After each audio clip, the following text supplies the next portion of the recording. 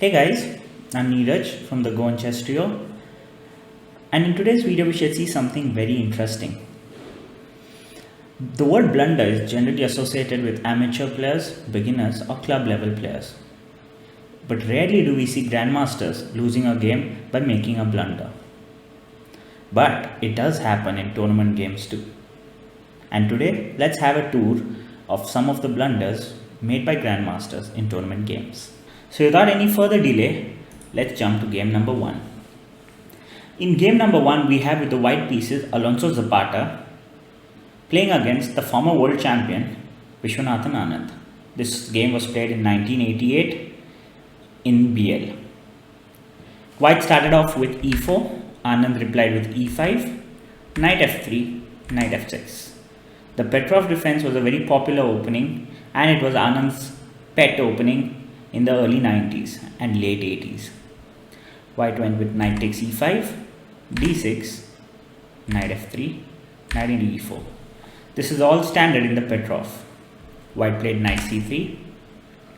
And in this position, the normal response for black would be knight takes c3 or the move knight f6. But in the game, Anand played a blunder, which is bishop f5. You could pause the video and figure out why this is a blunder. Yes, if you figured out white playing queen e2, you're absolutely correct. Queen e2 just wins a piece. It's near impossible for black to defend the pinned knight on e4. In this position, if black plays the move d5, white just picks up the piece on the following move with d3. And if black plays the move queen e7, which is the only other way to protect the e4 knight, white just has knight e5. And since the black queen cannot leave the c7 pawn and has to defend it with queen d7, white can just play the move d3 and pick up the knight. Indeed, it seems very silly of Anand to play this, but this blunder has a story. So a couple of months or weeks before this game was played, Anand saw two other grandmasters playing this exact same opening, and black continued with the move bishop f5, and after white played knight takes e4, bishop takes e4, queen e2, queen e7, d3, bishop g6, changed queens, and it ended in a quick draw. So Anand thought that he could just equalize in this game and did not actually analyze this position at home. To his surprise, when Zapata played the move queen e2, he just realized and he resigned the game. Moving on to game number 2, we have Dmitry Andrakhin, a strong Russian grandmaster, against Sergei Karyakin, another Russian grandmaster and a former world championship challenger. The game started with c4, e5, the English opening. Andrakhin went knight c3, knight c6, knight f3, g6. All this looks very standard until the point d4, ed4, knight d5. Now in this position, Karyakin played the move bishop g7, and after the move bishop g5, Karyakin played knight e7. Knight e7 is a blunder. In this position, black should have played the move knight e7 and the game would have just continued. Probably white has a slight edge, but yes, it's no way lost for black. But after the move knight e7, white plays the move knight takes d4. Surprise, surprise. For the move bishop takes d4, since you can't play knight takes d4 because of bishop takes e7, and the queen's trapped. So for the move bishop takes d4, black was in for a huge surprise. Queen takes d4. Wow. And the thing is, after knight takes d4, white has knight f6 check. For king f8, this bishop h6 mate. So the queen cannot be touched. And since the queen cannot be touched, the rook has some real issues here. Rook g8 loses to the simple knight f6 check. King f8, bishop h6. In the game, Karyakin decided to go castling, and after knight f6 check, king h8, knight e4 check with a beautiful finish. Karakin resigned in this position. If he would have continued with knight takes d4, white would just go bishop f6 check, king g8, knight h6 checkmate. Not very often can you checkmate the Minister of Defense in 12 moves. So let's go to the next game now. The next game, playing the white pieces, is the current world champion, Magnus Carlsen. Playing black is Fabiano Caruana. This game was played in 2012 in the Bilbao Blitz tournament. White started off with e4, c5, knight f3, e6, g3. This is the line Carlsen has employed against the Sicilian a lot. Caruana went b6, bishop g2, bishop b7, queen e2, d6, d4, c into d4, knight into d4, knight f6. The opening looks fairly standard, both sides developing their pieces, and they continue to do so with castling, knight bd7, rook d1. And this is the position where Caruana blundered with a6. So you could pause the video and you could figure out why is a6 actually a blunder. In another game played in the same position, queen b8 was played, which defends the b7 bishop. And yes, the game just continues. But after the move a6, black just loses to the move e5. The problem being an unprotected b7 bishop and an attacked f6 knight. Black could go bishop into g2, white goes e takes f6, and black has very limited options here. So Caruana went with bishop h3,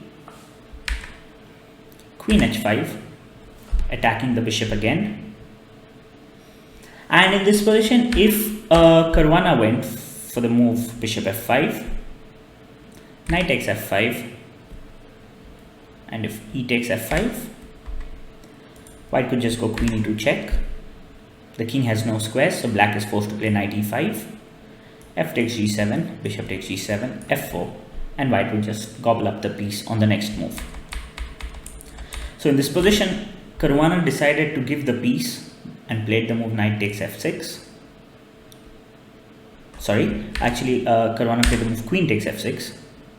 And after queen takes h3, there was not much of a fight. And the game ended pretty soon after bishop e7, knight c3, queen g6. As you can see, black has one pawn for the piece, and that's certainly not enough compensation. After knight c6, knight e5, Caruana resigned in this position. It's not very common to see Caruana, who's extremely good in calculation, blunder like this. If you've liked the video till now, please hit the like button and do support us by subscribing to our channel. Now moving on to the next example, we have with the white pieces, Christensen Larry Mark, an American Grandmaster against the former world champion Anatoly Karpov. This game was played in YKNZ 1993, and it started off with a standard Queen's Indian setup. p6, white went a3, black played bishop a6, queen c2, bishop b7, knight c3, c5, fairly standard stuff.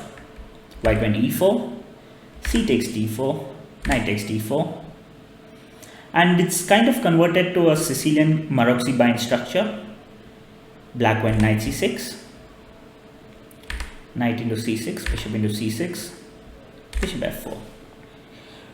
When you look at this position, you can say that Karpov is fairly comfortable. He has the bishop pair. He can just develop his pieces with bishop e7 castling, and it should be fine. Not much to talk about this position, but Karpov was a little ambitious and went for the move knight h5. Christensen played bishop e3, and to everyone's surprise, Karpov blundered with bishop d6 here. Karpov probably was thinking of playing the move bishop f4 or knight f4, but totally overlooked white's following move. I hope you can pause the video and try to figure out what white must have played. If you found the move queen d1, you've got it correct. Queen d1 is a move that is not very easy to find, but it's very evident what the move does. Just attacks these two pieces, and it's impossible for black to defend both the pieces, and black is just down a piece. Karpov had enough and just resigned the game right here. Moving on to the next example, we have the legendary Richard Reti playing the white pieces against the famous French Grandmaster Tartikoff. This game was played in Vienna in the year 1910. Reti started off with e4. Tartikoff went for the Caro-Kann after c6, d4, d5, knight c3, pawn takes, knight takes e4, knight f6, queen d3. Queen d3 is not seen much in tournament play nowadays, but in this position Tartikoff blundered with the move e5. Definitely Tartikoff saw d takes e5 and got enticed by this idea of queen a5 check, bishop d2, queen takes e5 with a strong pin down this line, and he must have thought that white would have to defend the knight with something like f3, after which black is very comfortable with bishop f5. To his surprise, this position is already lost after white plays the move long castle. White is up in development and has several threats of his own now. If black continued the game with queen takes e4, white simply has rook e1, and white will be material up. So in the game, Tartikoff made a fatal error here with knight takes e4. Not that he could do much, it's already a losing position, but knight takes e4 just ends in a beautiful mate, a geometrical mate which you would have seen in many books. So Reti continued with queen d8 check, king takes d8, and after this double check on g5, it's impossible to stop checkmate. If black goes king e8, white has rook d8 mate, and if black goes king c7, which Tartikoff did in the game, white just went bishop d8, and a beautiful mate in just 11 moves. Moving on to the next example, we have the national champion, the former national champion of India, Karthik and Murli, playing the white pieces against our very own Anurag Mhamal from the Goan chess trio. So I thought that why not invite him to share his insights, what exactly went on in the game he played. So Anurag, could you join us? Yeah, sure. Well, yes. So could you take us through this game? yeah, so the game started with, well, you can continue with analysis. Okay, e4, c5, and g6. g6. Yeah, I wanted to try something new that day, and bishop g7, he entered the Maroczy, and I got... Generally a pretty solid opening. Yes, indeed a very solid choice, and not so easy for black to react to against the Maroczy. It's very solid indeed. Knight c6, bishop e3.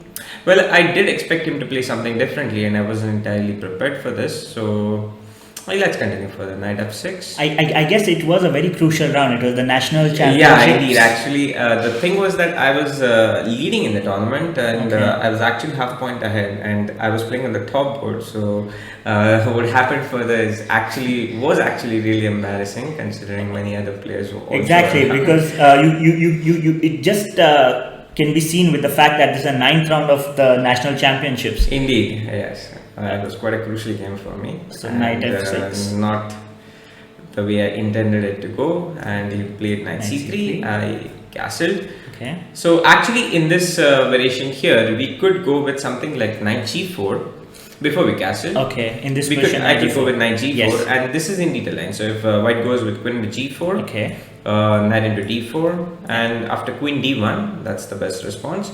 And black can go back with knight e6 or knight c6. And it's safe to say that black is comfortable. I mean, black is okay here. White definitely holds a very solid edge considering the Maroczy structure and well-placed pieces. But black definitely plays it out. He can definitely fight for something. But this is not what I did in the game. I had this idea in mind though, but I castled. Okay, you played castling. I castled. He went with bishop e2. I went with d6 and castle. And somehow I picked up that idea, and I do not know what came over me, and I ended up playing knight g4 by mistake. I have no clue as to how I got knight g4 on the board, because it was a complete oversight. Even I'm not able to totally recall as to how that happened. I mean, I do remember seeing this game live, and I just went in to do some work, and then when I come back, I saw that probably your position was close to lost. Yeah, and I was completely shocked with what exactly transpired in the game. I was also shocked myself indeed by what I did, because after playing knight g4, I immediately realized that there's something wrong about this, and he just simply gave me a look, a kind of a weird look, and I realized my fault because after bishop takes g4, now knight takes c6 first would be met with knight takes e3. Exactly. So probably this was not a real calculation error. It just you mixed up the move order somewhere down the line. I guess it was mixing up of idea. Yes, I mean I showed the idea earlier. Exactly. It was a mix some idea, or it was knight g4 works in that position, but certainly not in this position. It does not work. This is a very common theme that everybody should be aware of. It's a simple tactical idea which loses us a piece. So, and knight c6 would be would be a blunder by white, a counter blunder, because black saves knight takes e3 and black is completely fine. Yes, in fact, much knight better takes positionally. d8, with the pair of bishops, he is definitely even better here. Rook takes d8, and then black is doing quite fine here. But bishop takes g4 and the game is pretty much over here. There is not much I can try either. Let's say knight takes d4, bishop takes c8 is followed. Also, there is one more bishop takes d4 possible, which I looked at. But after bishop takes c8, the problem is if we capture bishop takes e3, bishop takes b7, leads to a fork, and that also is losing. Same goes for... And there are too many pieces attacked all over the board for black. Yeah, there are too many things hanging here all over. And same goes for bishop takes c3. Bishop takes b7, and basically it will be time to resign pretty much soon here, considering there are 3 pieces under the attack. So bishop takes d4 wouldn't work, and I had pretty much given up, to be honest here, because there was not much I could do. Bishop takes g4 is what I continued in the game, and after knight takes c6, it's basically going to be a piece. I'm going to be a piece down soon. If you just capture back, white has queen takes queen takes d4, d4, and I'm just a piece down. And you continued with bishop takes d1, and after knight takes d8, it's clearly evident that black cannot save the piece. Well, that could have been one possibility which I was trying to look for, is if I could trap the knight on d8 or on d7, but it was a futile attempt, because after bishop c2, knight b7, the knight is always escaping to the a5 square pretty comfortably, and the piece cannot be really trapped there. I got rook of b8, and he played a good rook a c1, and basically I deemed it enough, and I had enough, and there were other people also looking at my game, and it was kind of embarrassing, so I decided to just you resigned in this position, and I think he went on to win the national championship after this game. Actually, not the case, Niraj. Actually, Swapnil won it that year. It was not the year which Morley won it, but it was. But indeed, he would have been happy getting quite an easy point. Yes, of course. Like it was a relaxing rest day kind of thing for him, because he could go home and prepare well for the next game. And not so much for me, because I was in the lead. But after that, my tournament did not really go well. But a general oversight, and that happens. But I'm still not able to get over the fact that how it really happened on the board. But maybe it does happen. You're not the only one. We have 5 other games in this video which feature all blunders by several other grandmasters and former world champions too. That's great. So nothing to be too embarrassed about. So if you like this video, please hit the like button. Definitely. Do like our channel. Do hit the bell icon and subscribe to our channel. And please see you soon. Please let us know what you think about this video in the comment section below. Well, we will see you soon in the next video. Yes. Thank you. Thank you.